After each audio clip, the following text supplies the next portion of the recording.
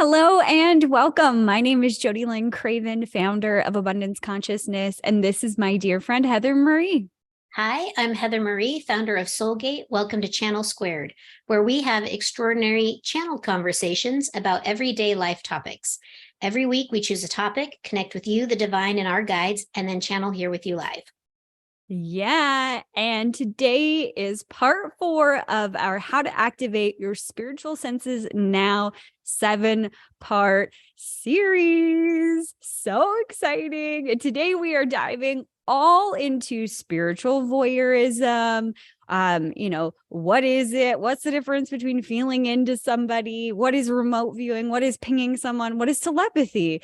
What is astral travel? We are going deep into all of those subjects today. Are you excited, Heather?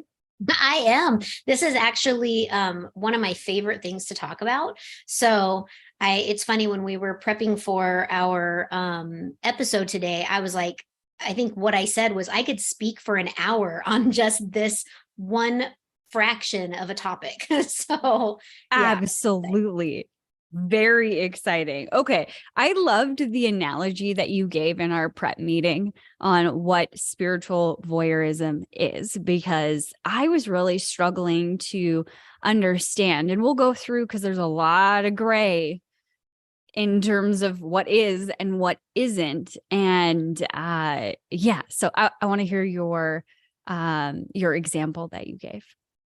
Oh my gosh, if I can remember. Okay, so, what is and what isn't spiritual voyeurism? So, spiritual voyeurism, the way that I look at it is spiritual voyeurism is when you are basically spiritually spying on somebody.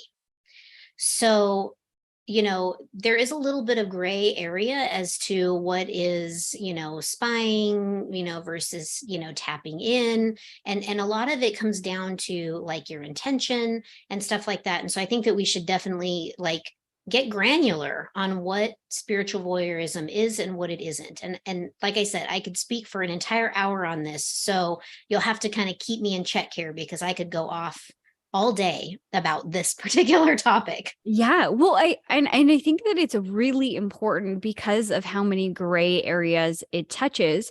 And not only that, but working in the spiritual community, working with the other side, something that really is apparent for me is being honorable and doing the right thing or having really pure-hearted intentions. Right. And maybe that's where we start. Yeah. So, okay. So let's have some examples of what is and what isn't spiritual voyeurism. So you begin working with a teacher. Okay. You hire a teacher, a coach, whatever, and you give them permission to check in on your energy. You have hired this person, perhaps you're paying this person, and you are giving them the authority to check in on your energy. This is a line that I see crossed a lot in the spiritual community, where people will get that permission and then they just think that they have it forever, but they don't. So Or they the shouldn't. or they shouldn't. Yeah, Right, we they talked shouldn't. all Because about there's that last week about, cutting those cords and taking away permissions and why that's so important for ourselves. right. And and that goes both ways. Like there, you need to rescind your permissions and they need to like sever the permissions when they're done working with you. But let's just say that you're currently under contract with a coach, a spiritual coach, and you're working with them and you've given them permissions to be in your energy or work in your energy or read your energy or whatever the permissions are that you've given. That does not give them a right to read you when you're not actively working together. So when you're in your session and they're reading you, you are inviting them in that instance to read you, to join in, to check you out, to see what you need. It does not give them permission to then 2 weeks later, in between your monthly session, to just feel around and see how you're doing. If they want to know how you're doing, they need to call you and say, how are you doing? How are things going? You don't just feel into each other's energy, right? This is a no-no. This is voyeurism. It's basically spying on you to see what you're doing, see how you're feeling, see what you're experiencing. So where there is a very distinct line is intention. Mm. If you are reading somebody's energy as a spiritual teacher and you are doing this with the intention um of telling them or making them aware of something that maybe they're not aware of, that's a no-no. No, no, no. If you are reading into the situation because into a situation with the client, okay, maybe your last session didn't go the way that you had thought it was going to go, and so now you kind of need to look at it and see, well, where did that go wrong, right? Or where was that strange whatever that happened. You're reading into a situation that involved you. Mm. Okay, you're not reading the individual, you're reading the situation. And so that is something that I think is a very clear distinction between when it's okay and when it isn't, and how and what you're actually reading. So, an example, just to flesh this out further, because I've worked with you as my spiritual teacher, and I've heard you say a lot of times, I'll keep you in my container. So now, because we had a session together and we did X, whatever the scenario was, you were helping me channel something specific. And then, maybe it's going to integrate further or deeper over the next 2 weeks before I see you again. Being in your container, it's not spying on me for you to check in on that situation to see how I am processing that. But on the other hand, you'd be crossing the line if you were spying on everything else in my life, Right. how my other brokerage business is doing, or how this is doing, or whatever it is. Then now that would be like, the way that I said it in our prep meeting is like you standing in the dark looking through somebody's curtains. Like you are now the peeping Tom or the stalker. That's Exactly. not good. Exactly. And when and I do that a lot with my students is I will. Not the stalking. No, not the stalking. No, let's be clear, not the stalking. But I will keep people in my container, right? So if I have content creators that I'm working with, or we're trying to flush out something that occurred, and we're reframing, or I taught a concept, and so they're going to work on the concept. I'll keep them in my container, okay? Mhm. And so that keeps them in my energetic field. Okay. That doesn't mean that I am going, oh, I wonder what Jody's up to today. Oh, I wonder if she's working on XYZ thing. I'm not doing that at all. I'm just saying, come into my energy. I'm giving you permission to utilize my resource in order for you to get to where you need to go. And if I check on you, it's more about, is she still in the container, or has Mm. she left for the day? And if she has, close out the container. If I still Right. feel your existence in the container, like if I still feel you in that container, I'm like, okay, container needs to still be open a while longer. And Mhm. if it's like, okay, I'm done having my container open, I will send love to anybody still in the container, and then I close my container, and now there's a wall, right? There's now the separation of being in my energetic field and not. And Mhm. so, we talked a lot about, boundaries, and this is a clear violation of boundaries when you read people without their permission. Like, it's just not something you should do. you know It is spying. it's spying. It's trying to get information um that is not yours to gain Right. because you don't have the permission for it. It's like reading somebody's diary is a really good example of this as well. Exactly. And I see this a lot too with like women in relationships. Okay. And like girls, I know you're going to be like rolling your eyes right now, but we're women. We know how crazy we all can get sometimes when it comes to, men and partnership. maybe we have lady partners, whatever partner you have, where you will, be into somebody. And then you'll be like, oh, I'm going to like feel into their energy, or I'm going to like read like what's going on with them. Like, oh, they're kind of being sort of back and forth, in and out, maybe they've got you on slow crock pot and you're like, what the heck, right? And so, you read them. I'll admit it, I've done it before, you Yeah. know, and that's a line. You're crossing a line. You might as well like, break into their house and climb into their bed and be like, hey, honey, how you doing? Like that's how creepy that really is, right?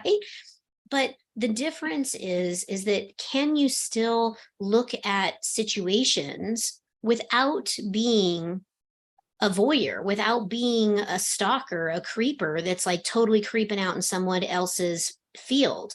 Yes, you can. You can voyeur all day long on your situation. It wouldn't be considered voyeurism then. Exactly. Yeah. Exactly. So, like, for example, I got this crazy hair right here that's driving me crazy. Okay. So I dated this guy at one time, and I was really into him. I thought I really knew him. He was really special in my life. And I thought, wow, this, I could really like see myself being with this person. And but he was so in and out. It was like we kind of dated, we kind of didn't date. And I'm like, what the heck is the deal with this guy? And, at one point, I was like, I am going to figure out what is going on with him. And I started to like peer into like him. And then I was like, oh my God, I'm like totally like stalking, spying on this guy. And so I Mhm. pulled myself back out and I was like, this is wrong. I can't do this. And I started looking at, okay, let's see what, if we had a relationship, what would that look like? And I started to like analysis that particular situation. Like, what would it be like if we were in partnership together? What would a relationship with this person actually look like? And I started spying on what that relationship would be, as opposed to him specifically. Because And what you're, uh-huh. I was going to say, because you're connected to that. You're the Right. other side of that relationship versus if you're just looking at him, then you're just opening the curtains and looking at him. Exactly. Exactly. Yeah. I'm like stealing his underwear out of his drawer, like it's like that kind of level of creepy. So, like when I look at, my relationship to this person, what would that actually look like? And when I saw what I was seeing, I was like, I'm always going to be on slow crock pot. There will always be something more important in this person's life. I will always be an option. And I'm not an option in anybody's life, That's right? right. Yeah. So because of that, it made me really clear on the fact that, this one's not for me, because I'm not okay with that. Yeah. So when you're looking at voyeurism versus reading a situation that you are a party to, you have Mhm. to be a party to it. Otherwise, you don't get to read the situation either. So if you are, reading into something for, a family member, and the parties that are in the situation you're not a part of, you must have permission from at least one of the members in the party. You Right. can't just jump in and start reading it. It's just not right. Yeah. Which is really hard. Yeah. It is hard. It is hard because as you begin to activate, and this is the whole reason why we're having this conversation, is because this is, part 4 of activating your spiritual senses right now. When you start activating these senses, when you bring them online, there's this new power that you have. There's new knowledge that you have access. And with great knowledge comes great responsibility. Right. And that's why this is so important, is because you might get information intuitively or be led curiously or through curiosity of like, hey, what's going on with them, and cross the line. And we don't want anyone to cross our boundaries, our own personal boundaries. So we have to have that integrity of not crossing other people's boundaries either, setting that boundary for ourselves and for others that are around us. Exactly. Exactly. So, there's a lot of different ways that you can look into something.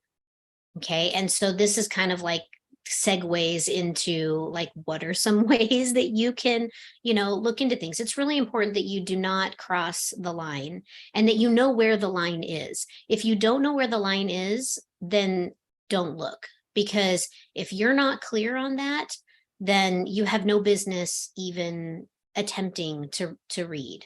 Yeah. And Um, maybe like what I'm hearing you say is that the line is your involvement. You're either involved and you're yep, looking at something that you are connected to, right. not everything else that they're connected to, but what you are connected to with that involvement. Or you have permission from someone to look at their involvement in what is going on, not what everybody else is doing, but their involvement. Unless you had permission from the entire group of whoever is wanting the information, then you would have everybody's and you would have their permission to go in and see what's going on collectively with that said group. Right. That's what you're talking about. That's the line. That's the line. And the line gets drawn every instance. Mm. So just because you have permission to look at this thing or this person or this instance, upon the completion of looking, that is now complete. If you would like another opportunity to look, you need to ask for the permission.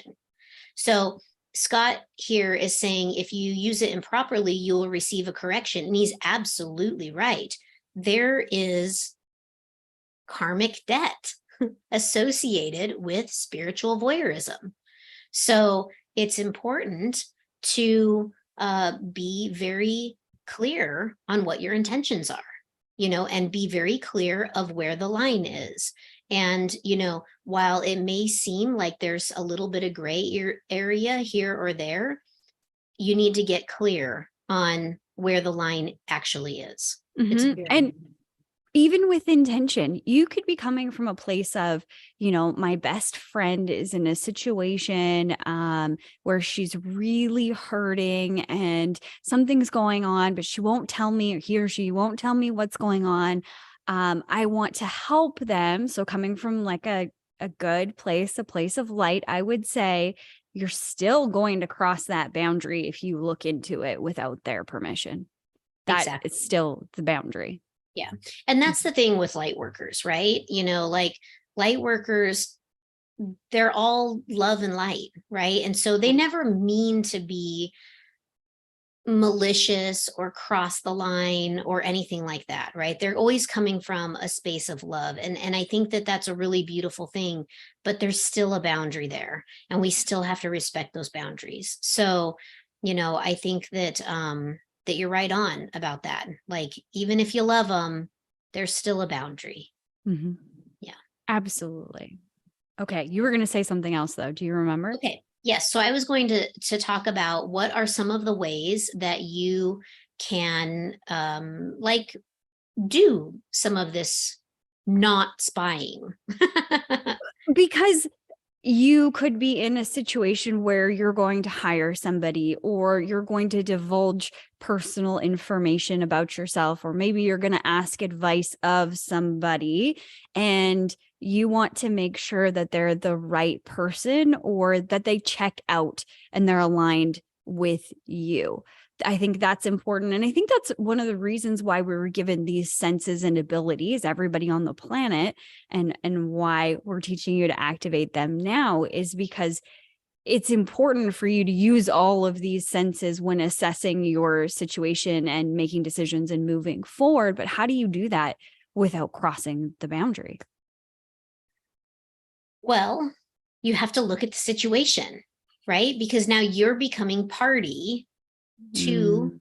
working with this person. Okay, so let's say I'm going to hire you, and I'm like, I'm not really sure if she's the right fit. How can I use my spidey senses and figure out if she's the right fit for me? Mhm. So I would sit down, maybe in a meditation, and I would ask my high self, my master guide, my, spiritual team. I would say, bring me the information that I need to know about this situation and how it would most benefit me or not benefit me. I would like Mhm. to see how this relationship could potentially play out. Okay. I've now getting the download about you and what our relationship would be like without actually saying, show me what kind of person she is. You feel the difference there? So Totally. so when I ask for this information, I may be receiving it in different modalities, which I think we're going to go into next week on how to receive some of this information. But, I may be using some of my clairs to, receive the information, but I'm not actually like lunging into your energy and be like, tell me everything about her. That's just not, there's a difference. I'm looking at the situation because I would be party to this relationship. Yeah. So I have a, vested interest in you and how we're going to work together. Yeah. This also goes into Akashic records. Okay? I would cannot ask to see your Akashic records.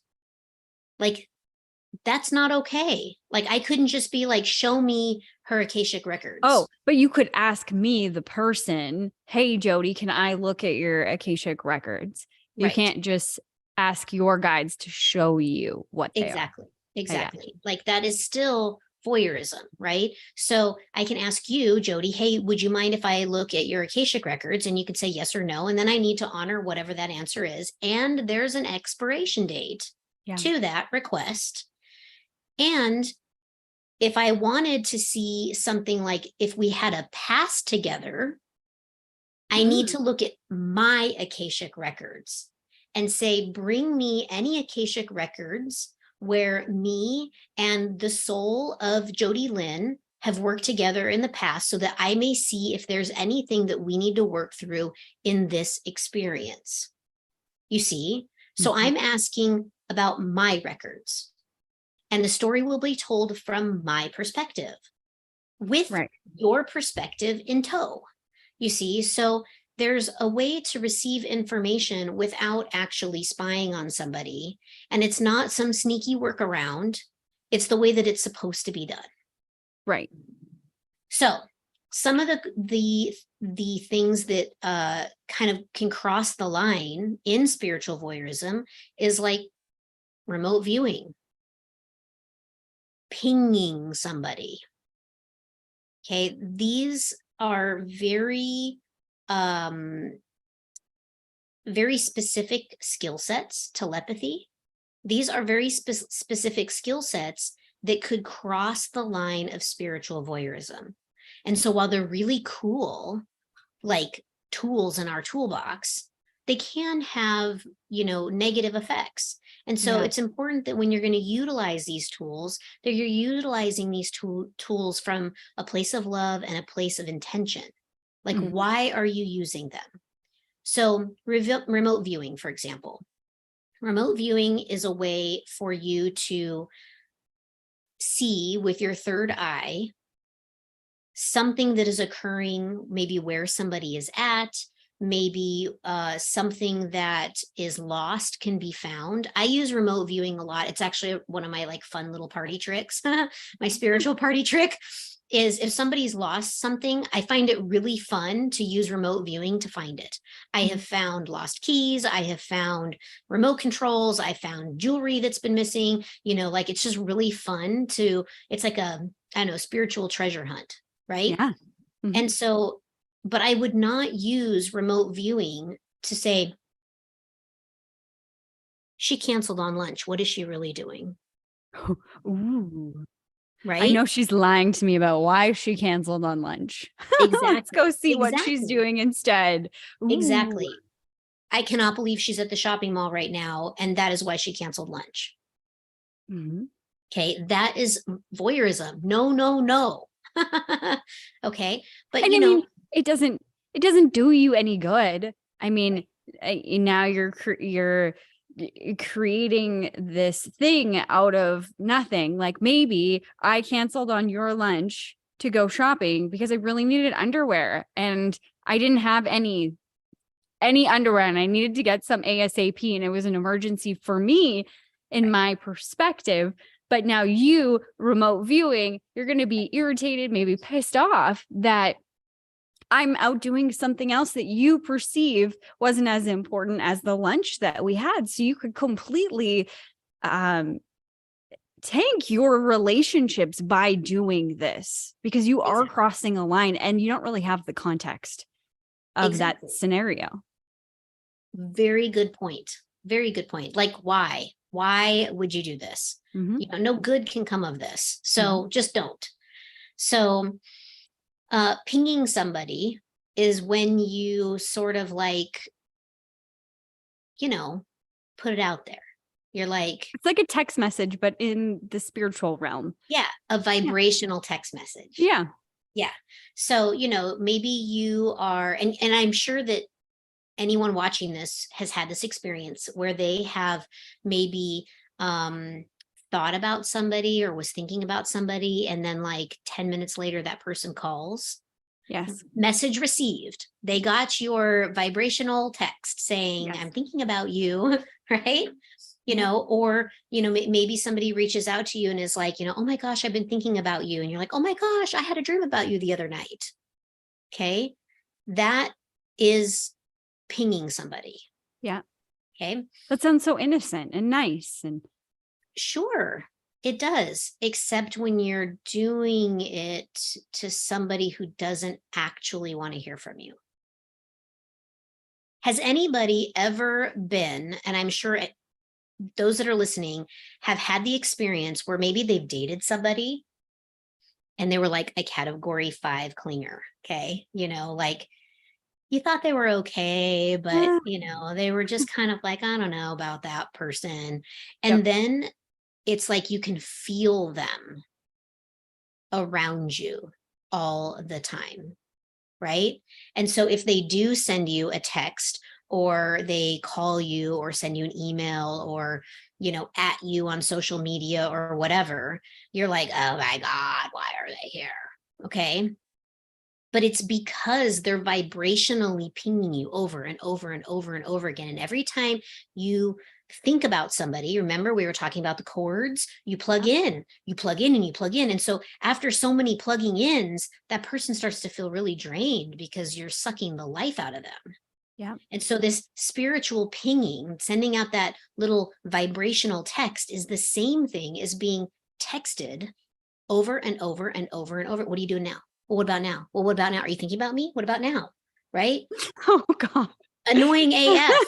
Okay. Ah, So ah. this is, you know, again, a way of spiritual voyeurism in the sense of you are just, you know, this constant send, send, send, send, send. Yes, I have an experience like this. It wasn't a stage 5 clinger. It was a client of mine in my brokerage business. And then he was my client for a couple of years. And then we kind of started seeing each other horribly wrong, did not go well.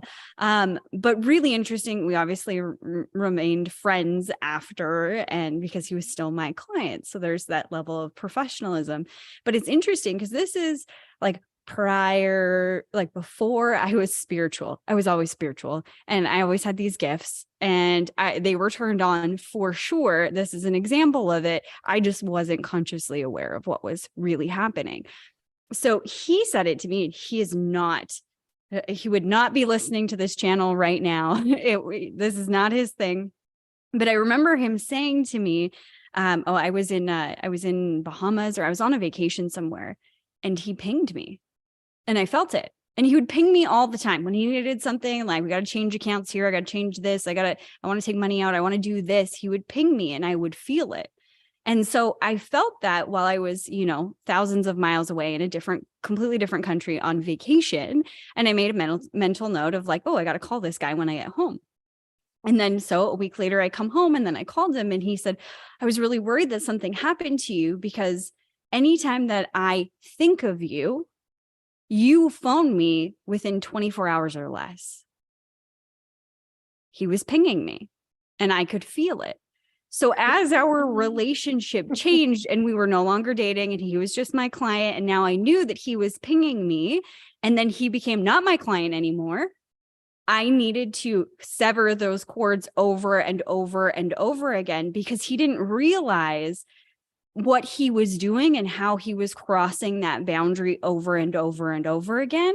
And I needed it to stop. So I needed to like physically shield myself from this person so that he couldn't ping me all the time.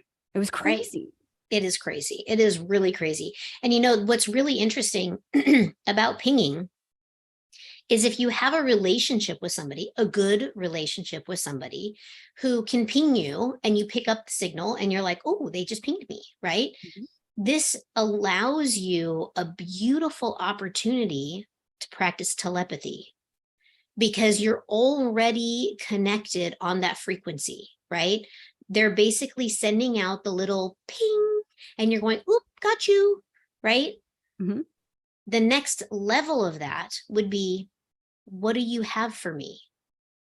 So when they ping you, they send you the message and you receive the ping and then you receive the message. And this is how telepathy actually works. So this is a way that you can practice if you have somebody in your life who you love and trust, okay? Because again, you're establishing this boundary, this container to work together. You can ping one another. And when that pinging starts to become very fluid, where one's picking it up and the other one's reacting and the other one's sending and the other one's picking it up, it's got to be going both ways. Then you start an agreement there that this is okay. Exactly. You have to be in agreement that this is okay. And then you can start, ping plus message. So, and the way that you send a message is you want to send a message so that you are sending as much information around the message as you can, in addition to the message. So if I'm going to telepathically send you orange, I'm going to send you the fruit. I'm going to send you the smell of an orange. I'm going to send you the color orange. And I'm going to send you the taste of an orange. And I'm going to package all those up and I'm going to send them off to you. And then before I do that, I'm going to be like, ping Jody. And then I'm going to send you the orange. And then you'll be like, oh, I think I felt Heather ping me. Gosh, I can taste oranges. Or gosh, I suddenly smell citrus blossoms. It's so funny when you did that. I could hear like when you crack open an orange and like the juice like squirts out. I could see that and I could hear that and I could smell it all at the same time. Exactly. So telepathy is this same way, right? And telepathy is a communication that is the original communication. Mm-hmm. Even before body language, telepathy exists. So, the signals and the messages going between people happen on a telepathic basis already. Language could completely go away and humans would still be able to communicate utilizing telepathy. Yep. It is a possibility. It is available for every soul in the world, in all of existence. And you could see how wonderful and beautiful it could be, if you need to get a hold of somebody that you're connected very well to and you have their permission to, ping them. Mm-hmm. Within reason, because everything is within reason, even though you're, one of my best friends, Heather, I wouldn't ping you all day, every day, 7 days a week. I would. I'd be like, what are you doing now? What are you? No, I'm just kidding. But Yeah. you can also see the other side of this where it is a gross violation of someone else, especially if you're pinging and now sending a thought of something. You know, if you're mad at somebody and you ping them with like, I don't know, glaring eyes and like the feeling of hate or something. I mean, imagine receiving that ping. No, thank you. I'm not open for that. Right. Mhm. Exactly.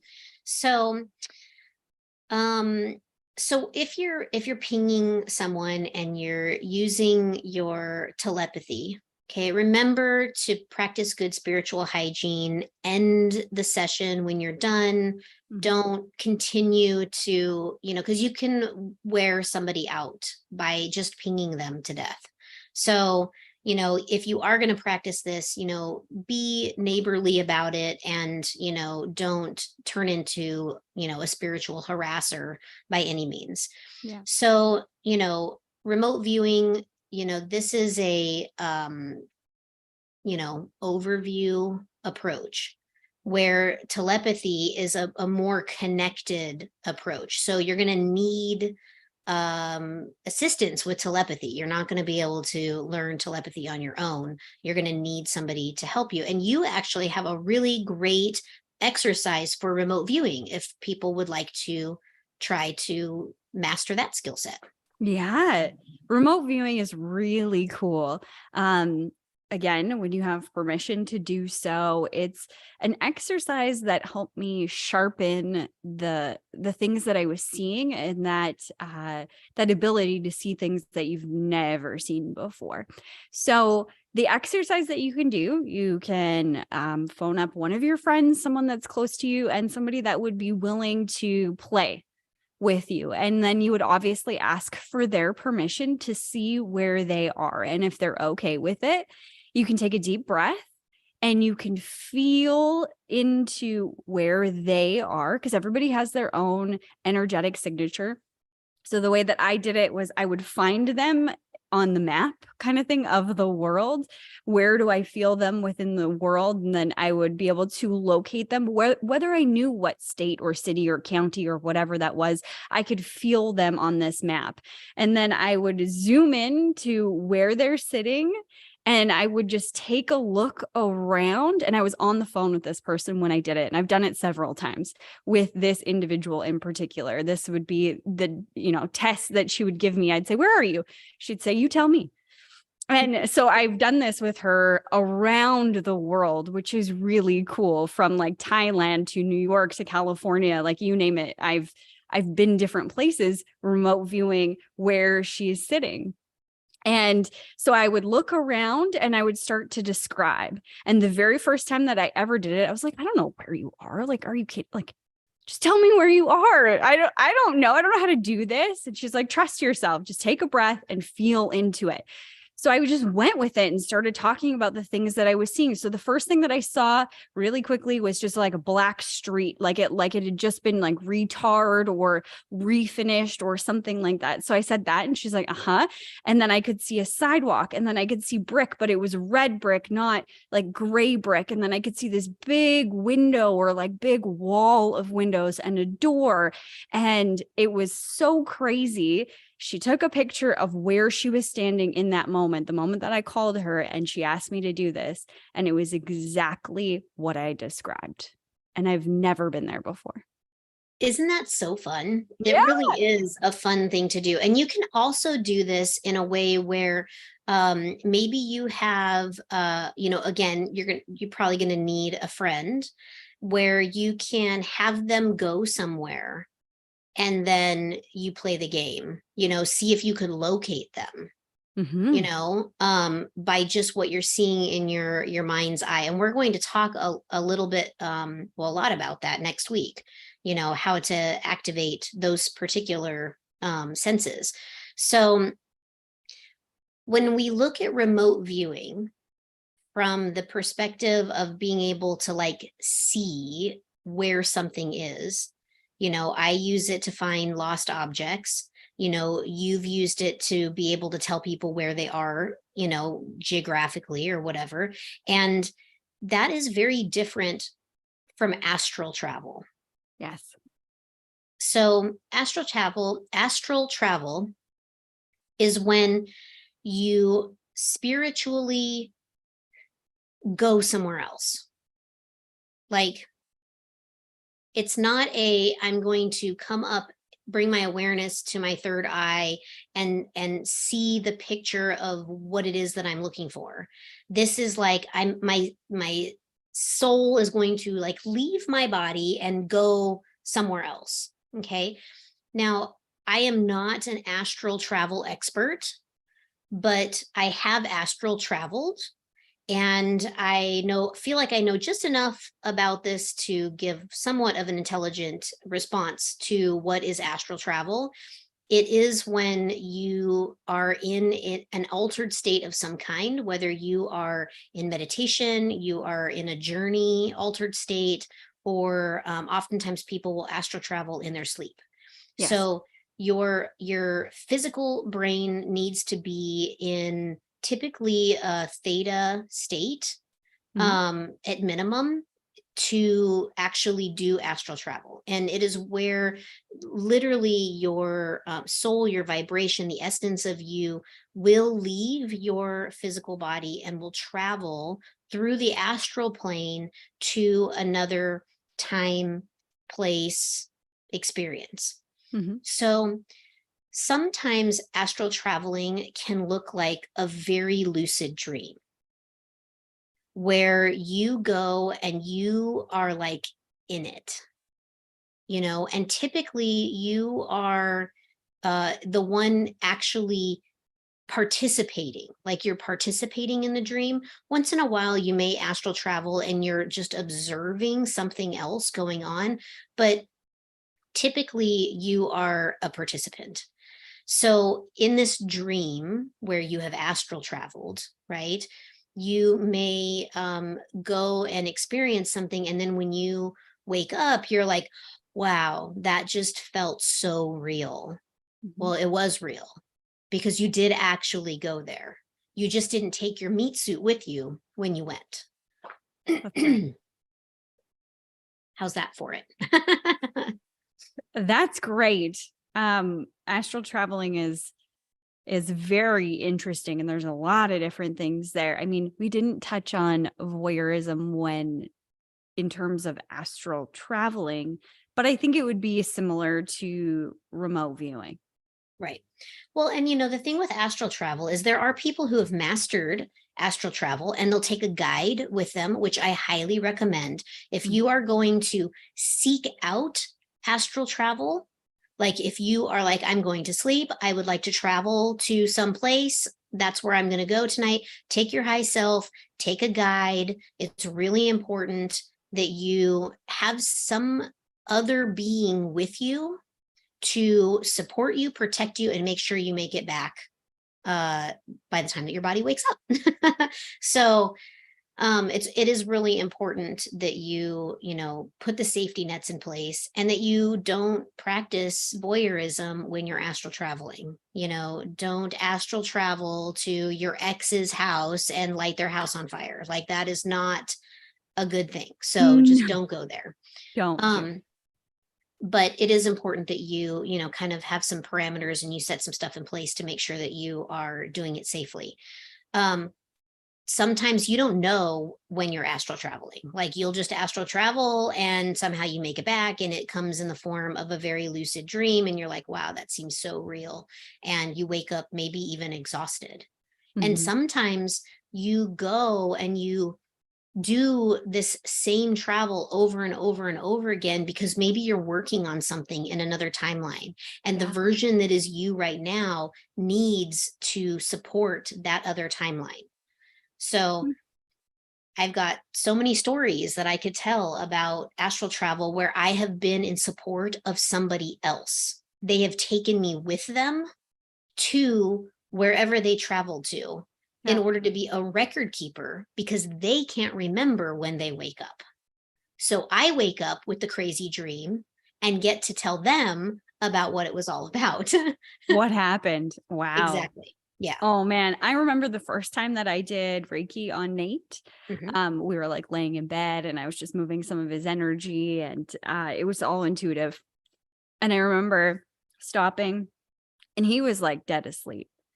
And then I remember going to like roll over so that I could sleep. And all I saw was this blue light like shoot straight up. It was like, shh, and he was gone. And I knew that he was gone and that I had no idea where he went. But I was like, holy man, and just rolled over. And then the next morning asked him, where'd you go? What'd you do? And he had no recollection of what had happened, but he definitely astral traveled that night. Amazing. Yeah. Amazing. Very cool.